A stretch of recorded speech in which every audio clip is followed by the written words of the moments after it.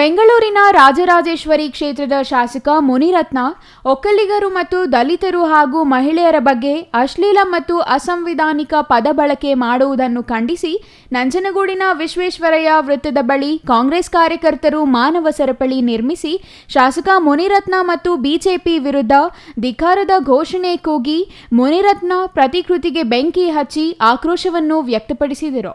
ಪ್ರತಿಭಟನೆಯಲ್ಲಿ ಮಾತನಾಡಿದ ಶಾಸಕ ದರ್ಶನ್ ಧ್ರುವನಾರಾಯಣ್, ಆರ್ಆರ್ ನಗರದ ಶಾಸಕರು ಎರಡು ಸಮುದಾಯಗಳ ಮತ್ತು ಮಹಿಳೆಯರ ಬಗ್ಗೆ ಮಾತನಾಡಿರುವುದು ಅಸಂವಿಧಾನಿಕವಾಗಿದೆ ಎಂದರು. ಬಿಜೆಪಿ ಹಿರಿಯ ನಾಯಕರು, ಪಕ್ಷದ ಅಧ್ಯಕ್ಷರು ಈ ವಿಷಯಕ್ಕೆ ಸಂಬಂಧಿಸಿ ಮಾತನಾಡುವುದು ಆಘಾತಕಾರಿಯಾಗಿದೆ.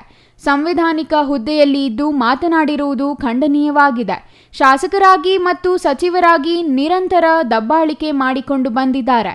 ಮುನಿರತ್ನ ಅವರು ಶಾಸಕ ಸ್ಥಾನಕ್ಕೆ ನೈತಿಕ ಹೊಣೆ ಹೊತ್ತು ರಾಜೀನಾಮೆ ನೀಡಬೇಕು. ಆರ್ಆರ್ ನಗರದ ವ್ಯಾಪ್ತಿಯ ಬಿಜೆಪಿ ಸಂಸದರು ಈ ರೀತಿ ಪದ ಬಳಕೆ ಮಾಡಬಾರದು ಎಂದು ಹೇಳಿಕೆ ನೀಡಿದ್ದಾರೆ.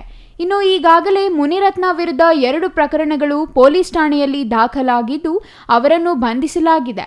ಅವರಿಗೆ ಶಿಕ್ಷೆ ಆಗುವವರೆಗೂ ನಿರಂತರವಾಗಿ ಪ್ರತಿಭಟನೆ ಮಾಡುತ್ತೇವೆ ಎಂದರು. ಯಾವುದೇ ಕಾರಣಕ್ಕೂ ಶಾಸಕರಾಗಿ ಆ ಸಂವಿಧಾನ ಹುದ್ದೆಯಲ್ಲಿ ಅವರು ಇರಲಿಕ್ಕೆ ನಾಲಾಯಕ ಅಂತ ನಾವೆಲ್ಲರೂ ಕೂಡ ಹೇಳಿ ತೀವ್ರವಾಗಿ ಖಂಡಿಸಿ ಅವರು ನೈತಿಕ ಹೊಣೆಯನ್ನ ಹೊತ್ತು ರಾಜೀನಾಮೆಯನ್ನ ನೀಡಲೇಬೇಕು ಅಂತ ನಾವೆಲ್ಲರೂ ಕೂಡ ಸೇರಿ ಇವತ್ತು ಆಗ್ರಹವನ್ನ ಮಾಡಬೇಕಾಗ್ತದೆ.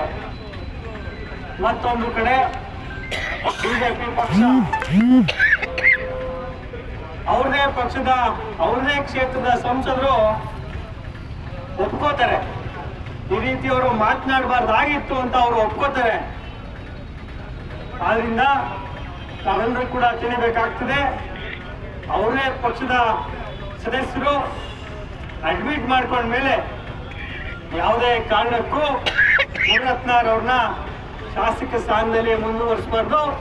ಬಿಜೆಪಿ ಪಕ್ಷದವರು ನೈತಿಕ ಹೊಣೆಯನ್ನು ಹೊತ್ತು ಅವರ ರಾಜೀನಾಮೆಯನ್ನ ಅವರು ಪಡಿಲೇಬೇಕು ಅಂತ ನಾವು ಆಗ್ರಹವನ್ನ ಇವತ್ತು ದಿವಸ ಮಾಡ್ತಾ, ಇನ್ನು ಪ್ರತಿಭಟನೆಯಲ್ಲಿ ಮಾಜಿ ಶಾಸಕ ಕಳಲೆ ಕೇಶವಮೂರ್ತಿ, ಬ್ಲಾಕ್ ಕಾಂಗ್ರೆಸ್ ಅಧ್ಯಕ್ಷ ಕುರಹಟ್ಟಿ ಮಹೇಶ್, ನಗರಸಭೆ ಅಧ್ಯಕ್ಷ ಶ್ರೀಕಂಠಸ್ವಾಮಿ ಸೇರಿದಂತೆ ಪಕ್ಷದ ಮುಖಂಡರು, ಕಾರ್ಯಕರ್ತರು ಪ್ರತಿಭಟನೆಯಲ್ಲಿ ಭಾಗವಹಿಸಿದ್ದರು. Kumar, CTV news, Nanjangud.